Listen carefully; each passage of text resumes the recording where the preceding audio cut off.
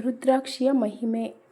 ನಮಸ್ಕಾರ ಸ್ನೇಹಿತರೆ, ಇಂದು ನಾವು ಶಿವಭಕ್ತರ ಜೀವನದಲ್ಲಿ ಅತ್ಯಂತ ಪವಿತ್ರವಾದ ಒಂದು ದೈವಿಕ ವಸ್ತುವಿನ ಬಗ್ಗೆ ತಿಳಿದುಕೊಳ್ಳೋಣ.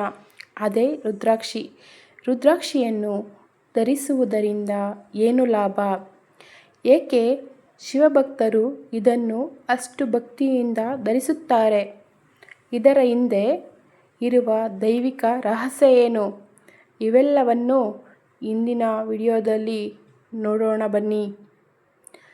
ಪುರಾಣಗಳ ಪ್ರಕಾರ ಭಗವಾನ್ ಶಿವನು ಲೋಕದ ದುಃಖವನ್ನು ನೋಡಿ ಕಣ್ಣೀರು ಸುರಿಸಿದನು. ಆ ಕಣ್ಣೀರು ಭೂಮಿಗೆ ಬಿದ್ದು ಮರಗಳಾಗಿ ಬೆಳೆಯಿತು. ಆ ಮರದಿಂದ ಬಂದ ಫಲವೇ ರುದ್ರಾಕ್ಷಿ ಎಂದು ಹೇಳಲಾಗುತ್ತದೆ. ರುದ್ರ ಎಂದರೆ ಶಿವನು, ಅಕ್ಷಿ ಎಂದರೆ ಕಣ್ಣು, ಅಂದರೆ ಶಿವನ ಕಣ್ಣೀರು ಎಂಬ ಅರ್ಥ. ರುದ್ರಾಕ್ಷಿಯನ್ನು ಧರಿಸುವ ವ್ಯಕ್ತಿಗೆ ಮನಃಶಾಂತಿ ಹೆಚ್ಚುತ್ತದೆ ಎಂದು ನಂಬಲಾಗುತ್ತದೆ. ನಕಾರಾತ್ಮಕ ಶಕ್ತಿಗಳು ದೂರವಾಗುತ್ತವೆ. ಭಯ, ಆತಂಕ, ಕೆಟ್ಟ ಕನಸುಗಳು ಕಡಿಮೆಯಾಗುತ್ತವೆ. ಶಿವನ ಕೃಪೆ ಸದಾ ನಮ್ಮ ಮೇಲೆ ಇರುತ್ತದೆ ಎಂದು ಭಕ್ತರು ನಂಬುತ್ತಾರೆ. ಹಳೆಯ ಕಾಲದ ಋಷಿಗಳು ಮತ್ತು ಯೋಗಿಗಳು ಧ್ಯಾನ ಮಾಡುವಾಗ ರುದ್ರಾಕ್ಷಿಯನ್ನು ಧರಿಸುತ್ತಿದ್ದರು. ಯಾಕೆಂದರೆ ಇದು ಮನಸ್ಸನ್ನು ಏಕಾಗ್ರತೆಗೊಳಿಸಲು ಸಹಾಯ ಮಾಡುತ್ತದೆ ಎಂದು ಹೇಳಲಾಗುತ್ತದೆ. ಇಂದಿಗೂ ಹಲವರು ಓದು, ಕೆಲಸ, ವ್ಯಾಪಾರದಲ್ಲಿ ಏಕಾಗ್ರತೆಗಾಗಿ ರುದ್ರಾಕ್ಷಿಯನ್ನು ಧರಿಸುತ್ತಾರೆ. ರುದ್ರಾಕ್ಷಿಯಲ್ಲಿ ಹಲವು ವಿಧಗಳಿವೆ. ಏಕಮುಖಿ, ಪಂಚಮುಖಿ, ಸಪ್ತಮುಖಿ ಹೀಗೆ ಹಲವು ಪ್ರಕಾರಗಳು ದೊರೆಯುತ್ತವೆ. ಸಾಮಾನ್ಯವಾಗಿ ಪಂಚಮುಖಿ ರುದ್ರಾಕ್ಷಿಯನ್ನು ಎಲ್ಲರೂ ಧರಿಸಬಹುದು ಎಂದು ಶಾಸ್ತ್ರಗಳಲ್ಲಿ ಹೇಳಲಾಗುತ್ತದೆ.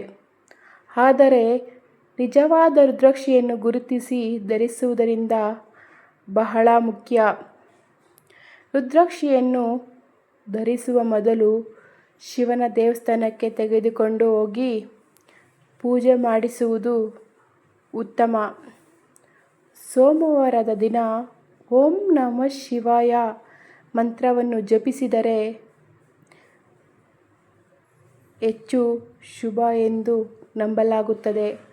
ಆದರೆ ಸ್ನೇಹಿತರೆ, ರುದ್ರಾಕ್ಷಿಯನ್ನು ಕೇವಲ ಫ್ಯಾಷನ್ಗಾಗಿ ಧರಿಸಬಾರದು. ಭಕ್ತಿ ಮತ್ತು ಶ್ರದ್ಧೆಯಿಂದ ಧರಿಸಿದಾಗ ಅದರ ಮಹಿಮೆ ಅನುಭವಕ್ಕೆ ಬರುತ್ತದೆ ಎಂದು ಹಿರಿಯರು ಹೇಳುತ್ತಾರೆ.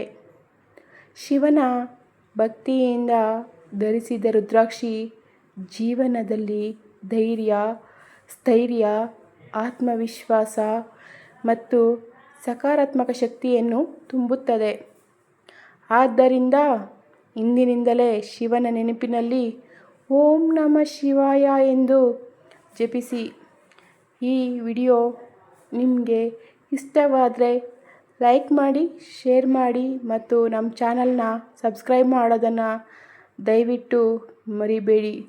ಹರ ಹರ ಮಹಾದೇವ. ಧನ್ಯವಾದಗಳು.